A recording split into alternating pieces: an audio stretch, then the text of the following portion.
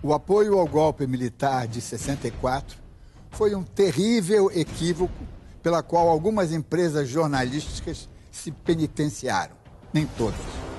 Mas a ditadura incubada no golpe, estendida por 2 décadas, não mereceu a mesma revisão. Enquanto uma geração era sufocada pelo arbítrio, outras cresceram deformadas pela mentira. A imprensa, cuja principal missão é buscar a verdade e investigar, deixou-se enganar e gostou de ser enganada. A prova está na longevidade de um grupo de figuras que ganharam os holofotes porque a luz era pouca e estava controlada.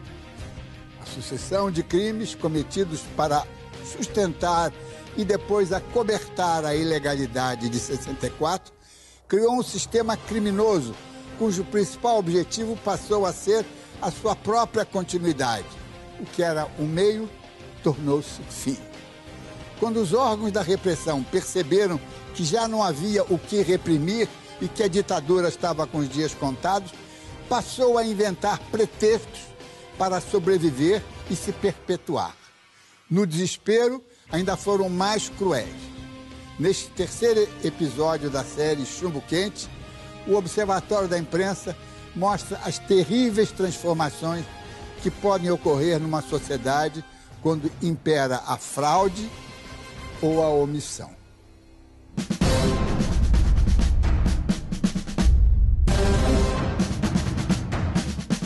Eu me orgulho de ter participado dessa geração que se envolveu na guerrilha e na luta armada e reafirma a sua legitimidade. Agora, do ponto de vista político, foi um erro esse tipo de estratégia, porque naquele momento, naquelas condições, no país que nós tínhamos, não havia possibilidade de, pela luta armada, nós derrubarmos a ditadura.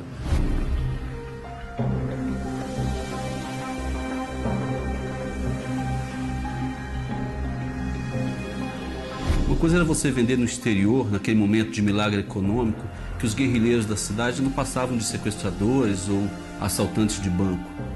Difícil mesmo era você convencer a opinião pública internacional de que pessoas que estavam na mata, em plena selva amazônica, estavam ali com propósitos de, enfim, de crime comum.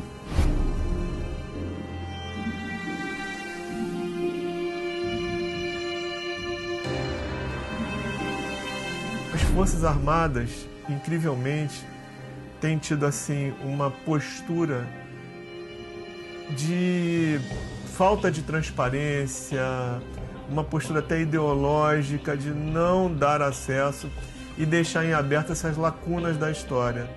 Eu acho que seria muito melhor para ela realmente botar uma pedra em cima desse assunto definitivamente, que as Forças Armadas pudessem abrir tudo que existe ainda lá guardado, não esconder, não dificultar o trabalho dos investigadores, para que a gente pudesse contar essa história como ela deve ser contada.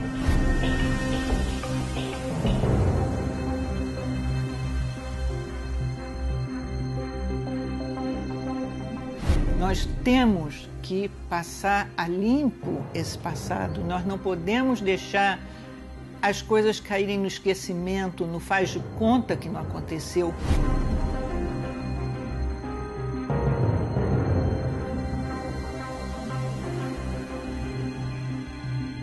Cada vez que eu vejo essa sombra terrível, maligna da ditadura, do obscurantismo sobre o nosso país, eu me arrepio, eu me apavoro. E em vez de eu me encolher, isso me inspira a que eu recrudesça esse meu movimento, essa minha luta de memória dos meus. Há 3 anos, o ex-delegado Cláudio Guerra, do DOPS Capixaba, decidiu contar os bastidores da execução de dezenas de integrantes da esquerda nos anos 70 e 80. Guerra trabalhava com o coronel Fred Perdigão, um dos mais violentos torturadores das Forças Armadas. Uma das revelações mais surpreendentes foi a sua ideia de incinerar corpos em uma usina de açúcar no Rio de Janeiro. Por que essa necessidade de esconder os cadáveres? A produção de cadáveres era muito grande. Existia uma preocupação, já que estava havendo abertura, de ser feita uma coisa que não ficasse vestígio. Como os órgãos de informações, né, estavam se excedendo, né, qual que era o mecanismo que ele usava? Né?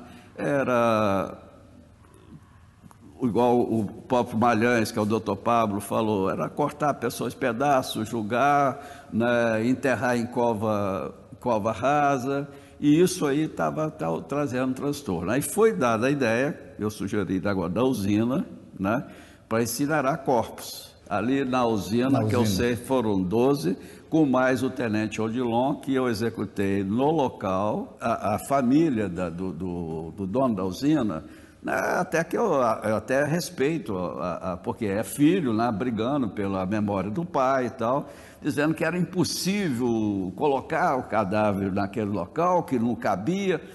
Aí o procurador fez uma reconstituição com toda a imprensa presente. Além dele demonstrar, ele primeiro estava entrando com o pé, falei, não, entrava pela cabeça. Ele pegou novamente, mostrou como era fácil julgar a pessoa lá dentro, né?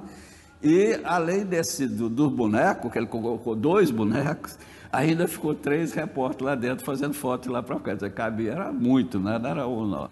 Agora, por exemplo, no caso de ocultação de cadáveres, vocês sabiam quem eram essas pessoas? Eu não sabia, não estou me exibindo de culpa não, tá? Eu não sabia. Alguns eu fiquei sabendo.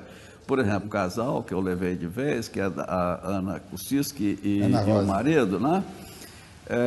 Porque aconteceu também no caminho, o meu carro pegou fogo, né? E aquilo também marcou. Os demais, saber nome, eu só vim saber quando foi escrever o livro, porque aí pelas datas e coisa, e os aspectos físicos que eu lembrava da pessoa, e chegou à conclusão que são aquelas pessoas. No caso da Zuzu Anjo, que no livro eu narro que o coronel Perdigão tinha uma grande preocupação porque ele foi fotografado na época lá.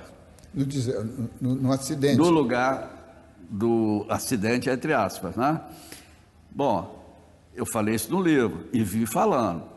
Tem uma fotografia que, se me mostrar, eu reconheço. Aí, quando eu recebi as fotos, né, que foi entregue por várias pessoas diferentes, né, várias fotos, né, eu apontei que era aquele ali.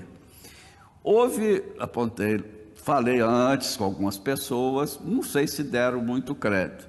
Aí, quando eu mostrei lá na Comissão Nacional, aí foi divulgado nacionalmente, aí surgiu coisa. Ninguém suspeitou à época, depois da abertura, que veio as histórias, que veio a suspeita. Na época, acidente. É tanto que não teve nenhum inquérito. Até agora, não se abriu um inquérito policial para poder provar que a morte dela foi isso. As famílias recebem essas informações com um certo sangue frio, né?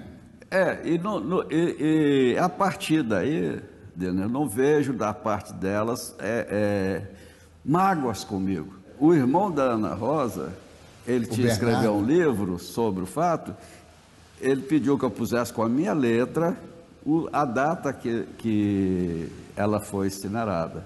Há um diálogo. O que falta das Forças Armadas é esse diálogo.